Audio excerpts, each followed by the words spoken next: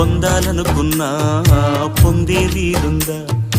అందరికీ అందనిది సుందరి నీడ, ఇద్దరి చేతులు పంచిన మమత, పచ్చగా పెంచిన పూలత, నిత్యం విరిసే నందనమవద, అందానికే అందమనిపించగా దిగి వచ్చెను ఏమో దివి కానుక, అరుదైన చిన్నారిగా కోవెల్లో దేవేరిగా గుండెల్లో కొలుండగా.